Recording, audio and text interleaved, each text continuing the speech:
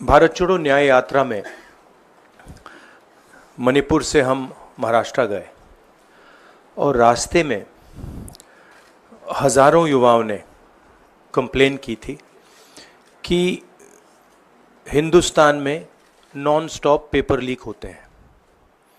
और आज आप सबको मालूम है कि NEET paper and UGC NET के जो पेपर्स हैं वो लीक हुए हैं और एक कैंसिल भी हुआ है।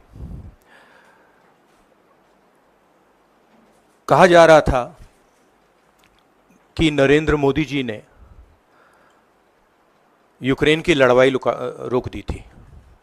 मतलब एक ऑर्डर देके जो रूस और यूक्रेन के बीच में लड़ाई चल रही थी उसको रोक दिया था, ब्रेक लगा दी थी। इजराइल और गाजा के बीच में जो लड़ाई चल रही थी उसको भी नरेंद्र मोदी जी ने रोक दिया था। मगर किसी ना किसी कारण जो हिंदुस्तान में पेपर लीक हो रहे हैं उसको नरेंद्र मोदी रोक नहीं पा रहे हैं या रोकना नहीं चाहते हैं। नुकसान स्टूडेंट्स का होता है। जो हिंदुस्तान के स्टूडेंट्स हैं, मैं जानता हूं कि आप इन एग्जाम्स के लिए महीनों सालों काम करते हो। ये आपका फ्यूचर है और आपके फ्यूचर से खिलवाड़ किया जा रहा है। मध्य प्रदेश में व्यापम हुआ और अब उस व्यापम को नरेंद्र मोदी जी और उनकी सरकार पूरे देश में फैलाने का काम कर रही है। मैं इंस्टीट्यूशनल कैप्चर की बात करता हूं, मीडिया की बात करी, अलग अलग हिंदुस्तान के जो संस्थाएं हैं उनकी बात की। यही एजुकेशन इंस्टीट्यूशंस में हो रहा है। पेपर लीक का कारण है कि सारे के सारे वाइस चांसलर्स, एजुकेशन सिस्टम को बीजेपी के लोगों ने, उनके पेरेंट ऑर्गेनाइजेशन ने कैप्चर कर रखा है। जब तक ये कैप्चर रिवर्स नहीं किया जाएगा तब तक पेपर लीक चलता जाएगा। इस कैप्चर को फैसिलिटेट नरेंद्र मोदी जी ने किया है और ये एक एंटी नेशनल एक्टिविटी है क्योंकि ये देश का भविष्य है और इससे हिंदुस्तान के युवाओं को, स्टूडेंट्स को जबरदस्त चोट पड़ती है। इंक्वायरी चल रही है, एक को आपने कैंसिल कर दिया है, अब पता नहीं दूसरे को कैंसिल किया जाएगा या नहीं किया जाएगा, बट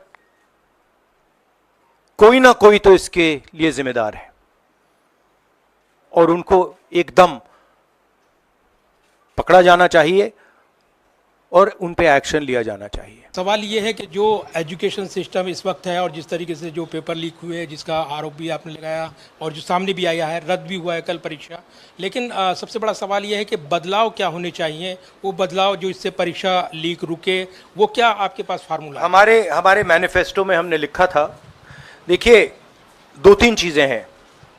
सबसे पहले जो शिक्षा का सिस्टम है उसको एक संगठन ने कैप्चर कर रखा है, अपने लोगों को हर पोस्ट पे यही डालते हैं।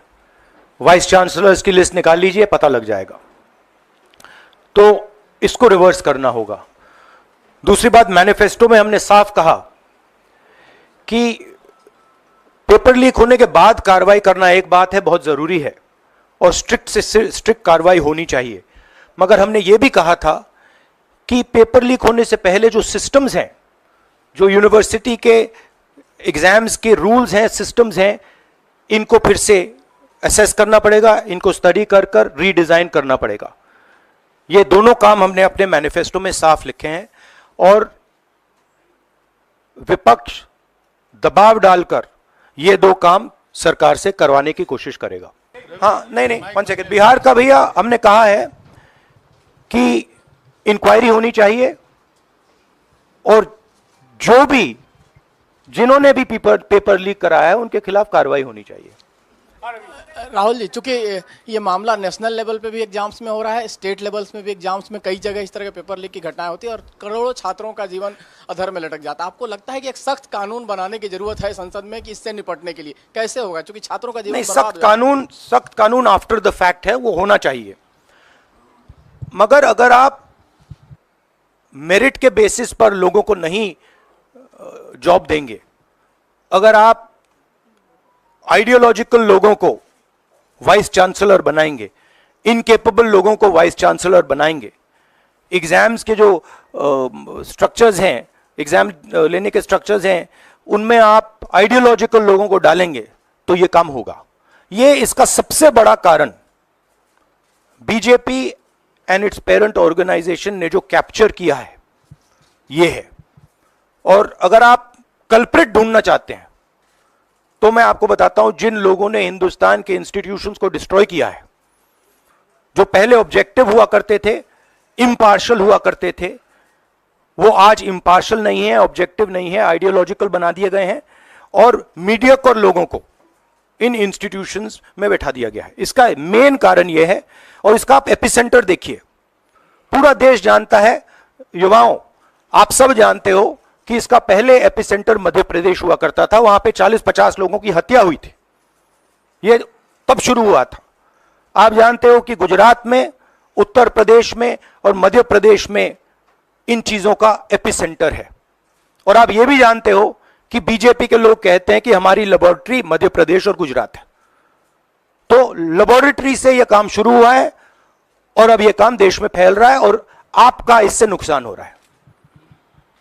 जब तक यह रिवर्स नहीं किया जाएगा, जब तक हिंदुस्तान के इंस्टीट्यूशंस इनके हाथों से नहीं छीने जाएंगे और इफेक्टिव, ऑनेस्ट, इम्पार्शियल लोगों के हाथ में नहीं जाएंगे, तब तक यह होता रहेगा। और मैं आपको बता रहा हूं, जब तक बीजेपी रहेगी यह बढ़ता जाएगा। सर, एनटीए के अंदर सारे एग्ज़ाम्स आने लग गए हैं, नीट भी, नेट भी, और इवन कॉलेज एडमिशन्स भी उसी पे हो रहे हैं। तो आपको लग रहा है ट्रांसपेरेंसी कहीं ना कहीं वहीं ख़त्म हो जा रही है, क्योंकि वो एक एजेंसी जो है वही सारा कंडक्ट करा रही है। तो आपने पार्लियामेंट में इस मुद्दे को उठाने को सोचा है कि एनटीए को कहीं ख़त्म करने की ज़रूरत है या बदलाव करने की ज़रूरत है? नहीं, देखिए, अगर हिंदुस्तान में बहुत सारे ऑनेस्ट लोग हैं, बहुत सारे ऑब्जेक्टिव लोग हैं, अगर ऑब्जेक्टिव लोगों को, ऑनेस्ट लोगों को आप ये काम दोगे, पेपर लीक नहीं होगा। अगर आप मीडियोकर लोगों को राजनीतिक बेसिस पे, आइडियोलॉजिकल बेसिस पे चुन के करोगे तो ये काम होगा। और ये मैं कह रहा हूं, दोहराता जा रहा हूं कि हर हिंदुस्तान की हर संस्था को कैप्चर कर रखा है, लीगल सिस्टम को, ब्यूरोक्रेसी को, इंटेलिजेंस एजेंसीज को, इन्वेस्टिगेटिव एजेंसीज को, एजुकेशन सिस्टम को।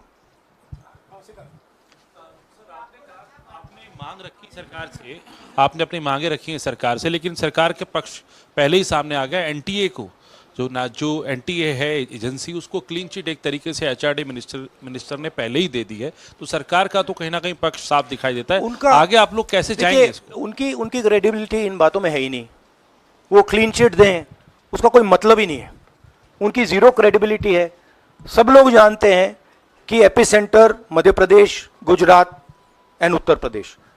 सबसे ज्यादा मेरी यात्राओं में सबसे ज्यादा पेपर लीक की बात यहीं आई थी, उत्तर प्रदेश में आई थी, मध्य प्रदेश में आई थी। इस मामले में एक अजीब स्थिति है कि जो आरोपी हैं पटना में, वो स्वीकार कर रहे हैं कि उनको पेपर पहले मिल गया था, यानी सीधे सीधे पेपर लीक का केस है।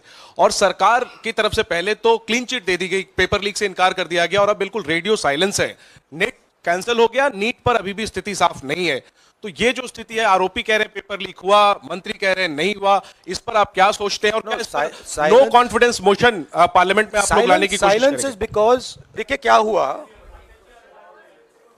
आपने जो नरेंद्र मोदी जी का जो कॉन्सेप्ट था, और वो गुजरात में शुरू हुआ था, गुजरात से वो गुजरात मॉडल फिर वो नेशनल लेवल पे लाए। कॉन्सेप्ट क्या था? कॉन्सेप्ट था मार्केटिंग, हजारों करोड़ रुपए की मार्केटिंग और डर, एजेंसी का डर, मीडिया का डर, सरकार का डर। अब हुआ क्या? अब देश में कोई उनसे डरता ही नहीं है। मतलब एक तरीके से रिडिक्यूल करते हैं। जो पहले 56 इंच की छाती थी, अब नंबर तो नहीं दे सकता हूं, बट 30-32 हो गई है, राइट? तो अब पूरा जो ढांचा था, इतना बड़ा गुब्बारा था, वो इतना बड़ा हो गया। अब इससे नरेंद्र मोदी जी को साइकोलॉजिकल बहुत टेंशन होगा, बहुत प्रॉब्लम होगी, क्योंकि उनका जो काम करने का तरीका है वो लोगों को डराने का है, धमकाने का है। अब वो डर चला गया। आपने देखा, पता नहीं देखा या नहीं, वाराणसी में वो चप्पल मार दी किसी ने। अब आप इमेजिन कीजिए, चुनाव से पहले अगर कोई मारना भी चाहता था डरता, तो वो जो डर था वो गायब हो गया, खत्म हो गया। और इंटरनल भी प्रॉब्लम्स हैं, इनकी पार्टी में प्रॉब्लम्स हैं, इनके पेरेंट ऑर्गेनाइजेशन में इश्यूज हैं। तो मेरा कहना है कि जो नरेंद्र मोदी का जो कॉन्सेप्ट था उसको ऑपोजिशन ने डिमोलिश कर दिया, खत्म कर दिया है। उसको आप 56 इंच की छाती कहें, उसको आप डर कहें, उसको आप मतलब जो बिग नरेंद्र मोदी जी की जो इमेज थी उसको फाड़ दिया हमने। अब अगर वाजपेयी जैसे लीडर होते जो जिनमें ह्यूमिलिटी थी, मनमोहन सिंह जी जैसे जिनमें ह्यूमिलिटी थी, लोगों की रिस्पेक्ट करते थे, बात सुनते थे, ऐसी सिचुएशन वो काम निकाल सकते थे। मगर ये नरेंद्र मोदी जी की स्टाइल ही नहीं है। नरेंद्र मोदी जी मतलब किसी की सुन नहीं सकते, बिना फोर्स काम नहीं कर सकते।